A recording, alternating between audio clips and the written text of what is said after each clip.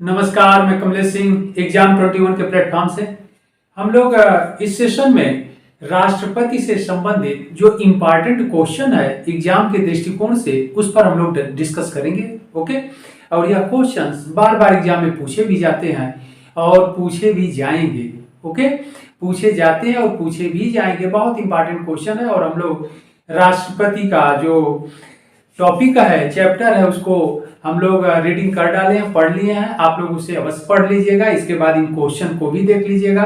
बहुत अच्छे से टॉपिक आपका तैयार हो जाएगा, क्योंकि यहाँ से एग्जाम में हमेशा क्वेश्चन पूछे जाते हैं। ओके, और इंडियन कॉन्स्टिट्यूशन या पॉलिटी कह लीजिए, भारतीय संविधान हम लोग क्रम से पढ़ते आ रहे हैं और पार्ट वाइज पढ़ते आ रहे हैं, यानी भाग के साथ, और आर्टिकल वाइज पढ़ते आ रहे हैं, यानी अनुच्छेद क्रम से हम लोग पढ़ते आ रहे हैं, अनुच्छेद या आर्टिकल।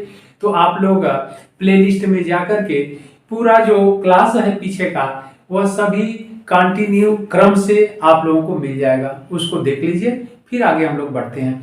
तो आइए इस पर राष्ट्रपति से संबंधित जो इंपॉर्टेंट क्वेश्चन है, इसमें हम लोग देखते हैं कि राष्ट्रपति के कार्य और शक्ति का उल्लेख किस अनुच्छेद में किया गया है। इंपॉर्टेंट क्वेश्चन है, राष्ट्रपति के कार्य और शक्ति।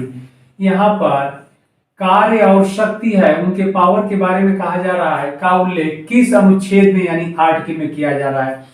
आंसर है अनुच्छेद 36 यानी अनुच्छेद 36, अनुच्छेद 45 45, और ऑप्शन सी है अनुच्छेद 53 यानी 53, और ऑप्शन डी है अनुच्छेद 61। ओके, तो यहाँ पर ध्यान देना है कि इसका सही आंसर होगा सी, अनुच्छेद 53। ओके, तो अनुच्छेद 53 में राष्ट्रपति का कार्य और शक्तियां यानी पावर दिया गया है या उसका उल्लेख किया गया है। यहाँ पर इंपॉर्टेंट प्रश्न है, यह है एग्जाम के दृष्टिकोण से, लेकिन अन्य आर्टिकल भी हम लोग देख लेते हैं, क्योंकि एग्जाम के लिए बहुत ही इंपॉर्टेंट है। कहीं ना कहीं एग्जाम में पूछे भी जाते हैं, इनसे भी प्रश्न बच जाते हैं। तो यहाँ पर ध्यान रखना है कि जो आर्टिकल 36 है, इसमें राज्य का डिफिनीशन दिया गया है, और यह राज्य का डिफिनीशन दिया गया है। और अनुच्छेद जो 36 है, वह राज्य के नीति के निदेशक तत्व ओके से प्रारंभ होता है, और राज्य के नीति के निदेशक तत्व जो होते हैं अनुच्छेद 36 से 51 तक है। तो अनुच्छेद जो 36 है, राज्य के नीति निदेशक तत्व प्रारंभ होता है, और इसमें राज्य का डिफिनीशन दिया गया है। राज्य का डिफिनीशन वही इसमें भी है जो आर्टिकल 12 यानी अनुच्छेद 12 में किया गया है। ओके, अनुच्छेद 12 में जो राज्य का परिभाषा बताया गया है, वही परिभाषा यहाँ पर भी है, यानी केंद्र और जो पार्लियामेंट, संसद यानी केंद्र सरकार, संसद यानी सेंट्रल पार्लियामेंट, और फिर राज्य सरकार, और फिर स्टेट पार्लियामेंट, तथा इनके अधीन आने वाले अधिकारी और कर्मचारीगण। ओके, तो यह राज्य के डिफिनीशन के अंतर्गत दिया गया है। यहाँ राज्य से तात्पर्य किसी स्टेट से नहीं है। ओके, किसी स्टेट यानी उत्तर प्रदेश, मध्य प्रदेश, या फिर किसी भी ऐसे राज्य से, तमिलनाडु या किसी भी ऐसे राज्य से इसका तात्पर्य नहीं है। इसका डिफिनीशन जो हमारे इंडियन कॉन्स्टिट्यूशन में दिया गया है वह अलग है। ओके, पावर से है, कार्य से है। इसके बाद अनुच्छेद 45 में हम लोग देख लेते हैं। अनुच्छेद 45 बहुत इंपॉर्टेंट है। अनुच्छेद 45 में क्या है कि 6 वर्ष से कम उम्र के, 6 वर्ष से जो कम उम्र के जो बालक हैं, 6 वर्ष से कम उम्र के जो बालक हैं, उनकी देखभाल किया जाएगा, यानी बालकों की देखभाल राज्य के द्वारा किया जाएगा, और उनके शिक्षा का प्रबंध किया जाएगा। यानी जो चाइल्डहुड ड्यूरेशन है, जो बाल्यकाल अवस्था, ऐसे समझ लीजिए, जो बच्चों की बाल्यकाल अवस्था है, चाइल्डहुड जो स्टेटस है, उसके देख रेख 6 वर्ष तक की अवस्था की देख रेख करने के लिए राज्य सरकार को यह क्या दिया जा रहा है, यह अधिकार दिया जा रहा है कि आप भी 6 वर्ष से कम उम्र के बालकों के देख रेख और स्वास्थ्य से संबंधित प्रबंध करेंगे, यानी व्यवस्था करेंगे, और उसके शिक्षा का भी प्रबंध करेंगे। ओके, तो चाइल्डहुड जो अवस्था है 6 वर्ष तक के बालकों का, उनके देख रेख और शिक्षा, स्वास्थ्य और शिक्षा का जो प्रबंध है वह राज्य को करने को कहा गया है। तो यह भी इंपॉर्टेंट है, यह बहुत इंपॉर्टेंट है, जो आपसे एग्जाम में हमेशा पूछा जाता है। अगला जो अनुच्छेद है तो हम लोग देख ही लिए कि राष्ट्रपति के कार्य और शक्तियां अनुच्छेद 53 में 53 में दिया गया है, और यह भी बहुत इंपॉर्टेंट है एग्जाम के दृष्टिकोण से। अनुच्छेद 61 इसमें क्या है, महाभियोग के बारे में उल्लेख किया गया है, यानी राष्ट्रपति के महाभियोग लगाए जाने की जो प्रोसेस है, प्रक्रिया है, अनुच्छेद 61 में दिया गया है। ओके, तो यह भी एग्जाम के लिए बहुत इंपॉर्टेंट है। यह दो आर्टिकल तो बहुत ही इंपॉर्टेंट है, अनुच्छेद 45 और अनुच्छेद 61 बहुत इंपॉर्टेंट है। हमेशा पूछा जाता है कि राष्ट्रपति में महाभियोग लगाया जाता है, इसका उल्लेख कहाँ है, तो अनुच्छेद 61 में है, और यह बालकों से संबंधित जो उल्लेख किया गया है वह अनुच्छेद 45 में, राज्य के नीति निर्देशक तत्वों में। ओके, अगला प्रश्न है, भारतीय संविधान के किस अनुच्छेद में राष्ट्रपति के शपथ के बारे में उल्लेख है। ओके, प्रश्न को एक बार फिर हम लोग देख लेते हैं। भारतीय संविधान के किस अनुच्छेद में राष्ट्रपति के शपथ के बारे में उल्लेख है। ऑप्शन ए है अनुच्छेद 60, ओके, अनुच्छेद 60। ऑप्शन बी है अनुच्छेद 63, ऑप्शन सी है अनुच्छेद 69 और ऑप्शन डी है अनुच्छेद 74 यानी 74। ओके, तो इसका सही आंसर होगा 60। अनुच्छेद 60 में राष्ट्रपति के औथ यानी शपथ से संबंधित प्रावधान किया गया है। बहुत इंपॉर्टेंट क्वेश्चन है। ओके, एग्जाम में हमेशा पूछा जाता है। अब इसके बाद अगर हम लोग देखते हैं कि अनुच्छेद 63 में क्या है, 63 में क्या है, तो इसमें भारत का एक उपराष्ट्रपति होगा, ध्यान रखना है, उपराष्ट्रपति के बारे में प्रावधान किया गया है हमारे भारतीय संविधान में, इंडियन कॉन्स्टिट्यूशन में। भारतीय संविधान के अनुच्छेद 63 में उपराष्ट्रपति से संबंधित प्रावधान किया गया है। ओके, और यहां पर हम लोग देख लेते हैं अनुच्छेद 69 में, अनुच्छेद 69 में उपराष्ट्रपति के शपथ के बारे में प्रावधान किया गया है कि उपराष्ट्रपति भी शपथ ग्रहण करेंगे, तो उनके लिए प्रावधान किया गया है अनुच्छेद 69 में। ओके, और यहां पर जो अनुच्छेद 74 है बहुत इंपॉर्टेंट है एग्जाम के दृष्टिकोण से, यह भी यहां पर मंत्री परिषद की बात कही गई है, मंत्री परिषद की बात कही गई है, यानी यह कहा गया है कि एक मंत्री परिषद होगा और मंत्री परिषद का जो प्रमुख होगा वह प्रधानमंत्री होगा।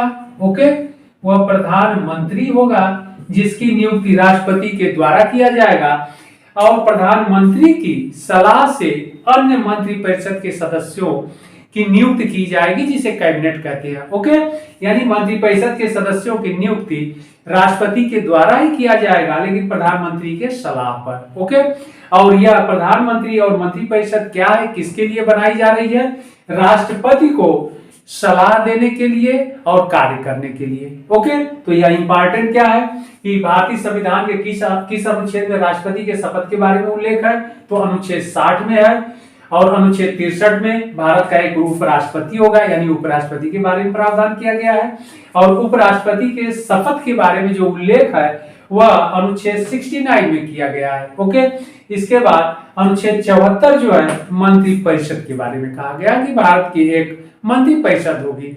ओके, और जिसके सदस्यों की नियुक्ति राष्ट्रपति के द्वारा किया जाएगा और उसके सलाह के अकॉर्डिंग ही राष्ट्रपति कार्य करेंगे। ओके, तो बहुत इंपॉर्टेंट है। एक प्रश्न के, एक क्वेश्चन के साथ साथ आपके कम से कम 3-4 क्वेश्चंस एक्स्ट्रा तैयार हो जा रहे हैं। ओके, बढ़ते हैं हम लोग अगले प्रश्न की ओर। अगला प्रश्न है, किस अनुच्छेद के तहत यानी किस आर्टिकल के अंतर्गत राष्ट्रपति, प्रेसिडेंट की बात कही जा रही है, राष्ट्रपति साहित्य, कला, विज्ञान और समाज सेवा में विशेष, समाज सेवा के क्षेत्र में रहना होगा। ओके, समाज सेवा के क्षेत्र में, यानी फिर से क्वेश्चन को हम लोग पढ़ लेते हैं। किस अनुच्छेद के तहत राष्ट्रपति साहित्य, कला, विज्ञान और समाज सेवा के क्षेत्र में विशेष ज्ञान अथवा अनुभव रखने वाले 12 व्यक्तियों को राज्यसभा में, इंपॉर्टेंट क्वेश्चन है, राज्यसभा में मनोनीत कर सकते हैं। ओके, इंपॉर्टेंट क्वेश्चन हमेशा एग्जाम में पूछा जाता है। तो किस अनुच्छेद के तहत राज्यसभा में वह 12 व्यक्तियों को मनोनीत कर सकते हैं जो साहित्य, कला, विज्ञान और समाज सेवा के क्षेत्र से रिलेट होते हैं या उस क्षेत्र के विशेषज्ञ होते हैं या फिर उन्हें अनुभव होता है। ओके, तो इसका आंसर हम लोग देखते हैं तो ए है, ऑप्शन ए है अनुच्छेद 57। ओके, ऑप्शन बी है अनुच्छेद 76 और ऑप्शन सी है अनुच्छेद 79 यानी 79 और ऑप्शन डी है अनुच्छेद 80। ओके, तो इसका सही आंसर होगा अनुच्छेद 80। आर्टिकल 80 के अंतर्गत, अनुच्छेद 80 के अंतर्गत यह प्रावधान किया गया है कि राज्यसभा में राष्ट्रपति के द्वारा 12 सदस्य मनोनीत किए जाएंगे। सदस्य कितने मनोनीत किए जाएंगे? 12। आपके एग्जाम में भी पूछा जाता है कि कितने सदस्य मनोनीत किए जाएंगे, तो कुल 12 सदस्य मनोनीत किए जाएंगे। किन क्षेत्रों से ये लोग होते हैं राष्ट्रपति जिनको मनोनीत करते हैं? तो साहित्य, कला, विज्ञान और समाज सेवा के क्षेत्र से। ओके, और कहां पर नियुक्त किया जाएगा? राज्यसभा में करते हैं। और यह कहां पर प्रावधान किया गया है? तो भारतीय संविधान के अनुच्छेद 80 में। ओके, आर्टिकल 80 में यह प्रावधान किया गया है। तो बहुत इंपॉर्टेंट यह क्वेश्चन है कि 12 सदस्यों को राष्ट्रपति के द्वारा मनोनीत किया जाता है। ओके, अब इसके अलावा अगर हम लोग अनुच्छेद 57 देखते हैं, 57 को देखा जाए तो बहुत इंपॉर्टेंट यह भी आर्टिकल है, आपसे एग्जाम में हमेशा पूछा जाता है। इस अनुच्छेद के अंतर्गत राष्ट्रपति को मतलब पुनर्निर्वाचित हो सकता है राष्ट्रपति पद पर। इस अनुच्छेद में उल्लेख किया गया है कि अगर राष्ट्रपति जो वर्तमान में पद पर हैं क्या दोबारा वह निर्वाचित हो सकते हैं, तो दोबारा भी निर्वाचित होने के लिए वह क्या कर सकते हैं? आवेदन कर सकते हैं।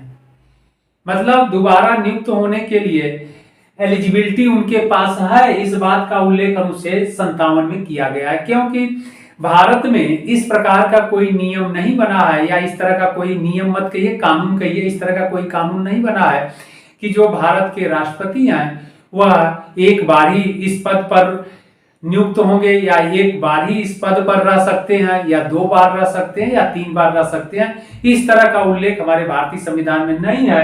इसलिए अगर राष्ट्रपति जो है वह पुनर्निर्वाचित, उनका कार्यकाल जो 5 वर्ष का है वह पूरा हो जाता है, तो पुनः वह राष्ट्रपति पद पर निर्वाचित हो सकते हैं। इस बात का उल्लेख कहाँ किया गया है? आर्टिकल 57 में। बहुत इंपॉर्टेंट है, पुनर्निर्वाचन की बात कही जा रही है राष्ट्रपति के 57 में। ओके, इसके बाद 76 में अनुच्छेद 76 में क्या कहा गया है? 76 में क्या कहा गया है?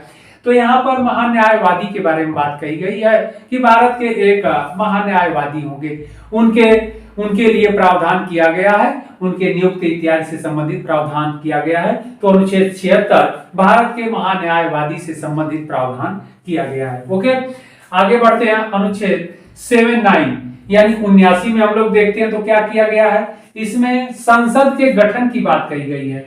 ओके, पार्लियामेंट के गठन की बात कही गई है अनुच्छेद 79 में। ओके, 79 में संसद के यानी सेंट्रल पार्लियामेंट के गठन की बात कही गई है। तो यह सभी इंपॉर्टेंट आर्टिकल है आपके एग्जाम के दृष्टिकोण से, आप लोग बड़े अच्छे से देखिएगा। ओके,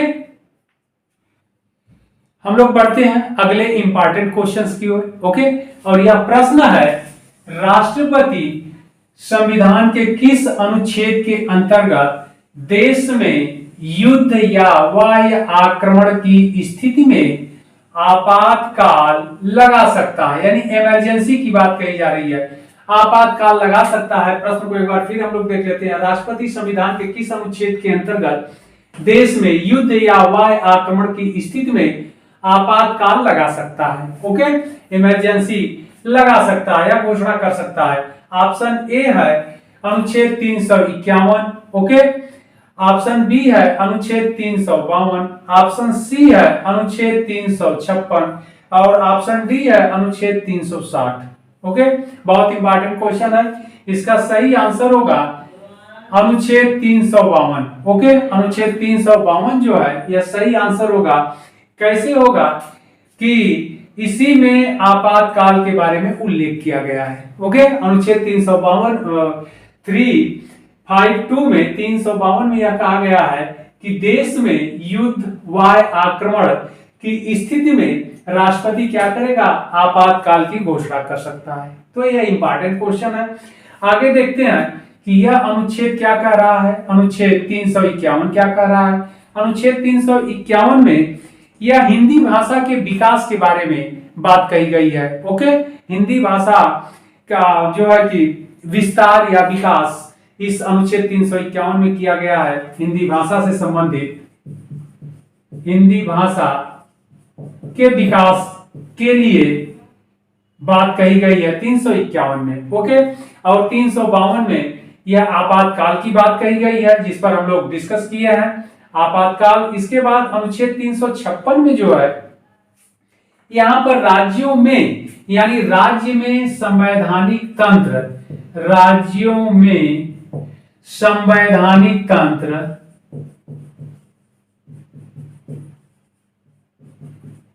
राज्यों में संवैधानिक तंत्र के विफल हो जाने पर राज्यों में क्या किया जाता है, इमरजेंसी की घोषणा की जाती है। ओके, तो आपातकाल राज्यों में लगाए जाने का उल्लेख अनुच्छेद 356 में किया गया है। और राज्यों में जो आपातकाल की घोषणा की जाती है, लगाया जाता है, वह राज्यपाल के द्वारा यानी गवर्नर के द्वारा, उस राज्य के गवर्नर के द्वारा। ओके, इसके बाद अनुच्छेद 60 जो है यहाँ पर वित्तीय आपात उपबंध कहा गया है। वित्त से संबंधित यानी आर्थिक संकट अगर देश पर आ गया तो आर्थिक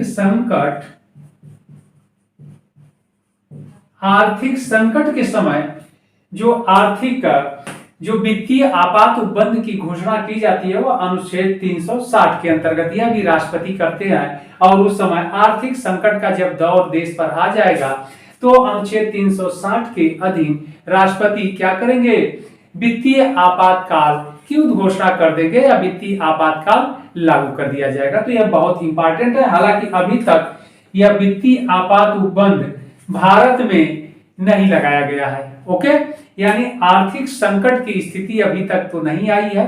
आगे जैसा होगा देखा जाएगा, जैसा समय आएगा। ओके, तो यहाँ पर इंपॉर्टेंट इसका जो आंसर है कि राष्ट्रपति संविधान के किस अनुच्छेद के अंतर्गत देश में युद्ध या वायु आक्रमण की स्थिति में आपातकाल लगा सकता है, तो इसका सही आंसर होगा 352। और यहाँ पर 351 हिंदी भाषा के विकास की बात, 356 में राज्यों में संवैधानिक तंत्र विफल हो जाने पर इमरजेंसी यानी आपात उपबंध की घोषणा, और 360 में आर्थिक संकट के समय यानी वित्तीय आपात उपबंध की बात यहाँ कही गई है। बहुत इंपॉर्टेंट क्वेश्चन है। और यह इसके साथ जो आर्टिकल अन्य हम लोग डिस्कस किया है, यह भी आपके एग्जाम के दृष्टिकोण से बहुत ही इंपॉर्टेंट है। ओके, अगला प्रश्न है इंपॉर्टेंट क्वेश्चन, संसद के लोकसभा और राज्यसभा के अलावा तीसरा अंग कौन सा है। बहुत इंपॉर्टेंट क्वेश्चन है, बार बार एग्जाम में पूछे जाते हैं। ओके, संसद के लोकसभा और राज्यसभा के अलावा तीसरा अंग कौन सा है। ऑप्शन ए है राष्ट्रपति, ऑप्शन बी उपराष्ट्रपति, ऑप्शन सी प्रधानमंत्री और ऑप्शन डी महान्यायवादी।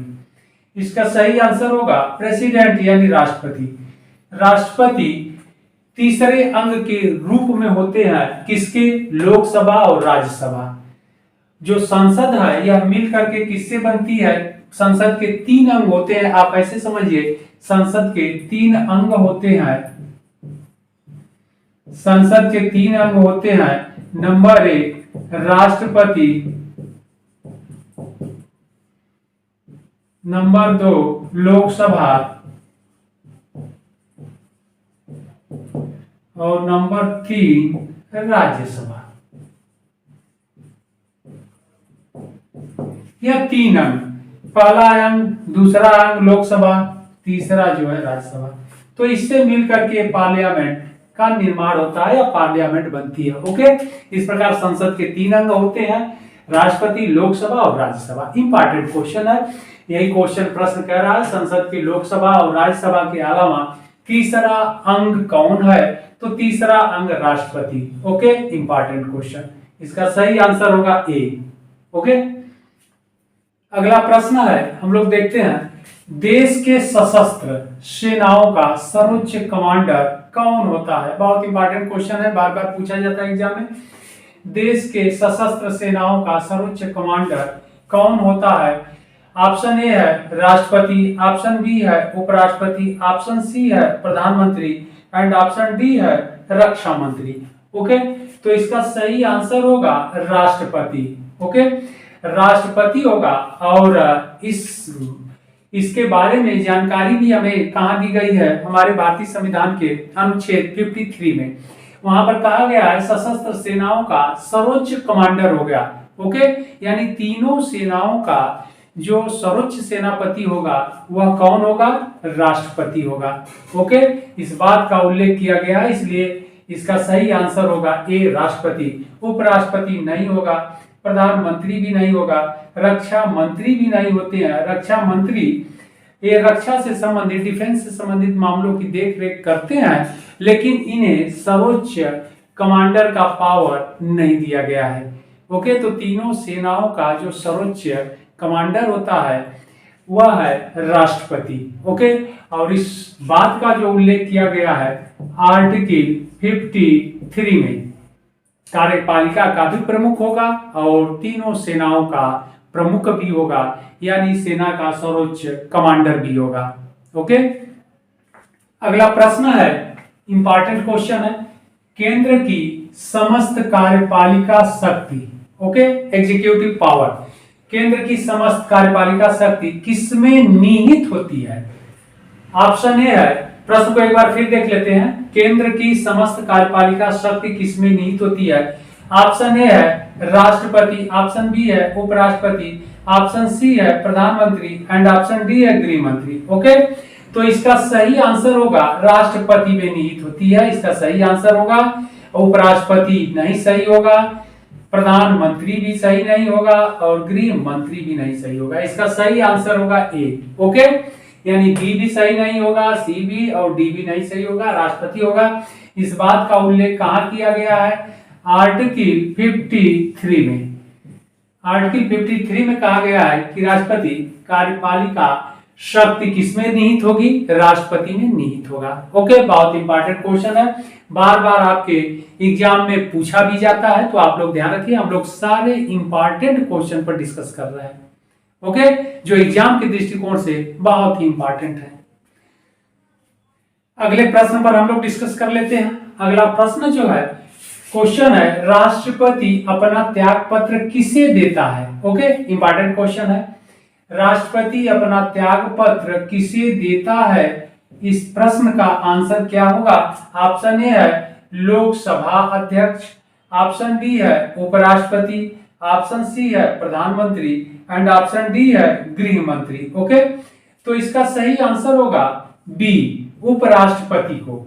ओके, राष्ट्रपति अपना इस्तीफा, किसको त्याग पत्र जो इस्तीफा देते हैं तो किसे देते हैं? उपराष्ट्रपति को देते हैं। ये इंपॉर्टेंट क्वेश्चन है, ध्यान रखना है। ओके, गृह मंत्री को नहीं देते ना तो प्रधानमंत्री को देते हैं, इसलिए इसका आंसर प्रधानमंत्री नहीं होगा, गृह मंत्री नहीं होगा और लोकसभा के अध्यक्ष को भी यह नहीं देते हैं, उपराष्ट्रपति को देते हैं। क्यों?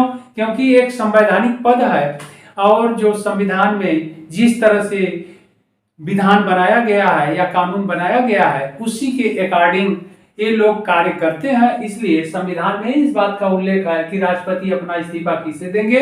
उपराष्ट्रपति को देंगे। ओके, और उपराष्ट्रपति किसे देंगे? राष्ट्रपति को देंगे। इस बात को ध्यान रखना है। ओके, बढ़ते हैं हम लोग अगले प्रश्न की ओर।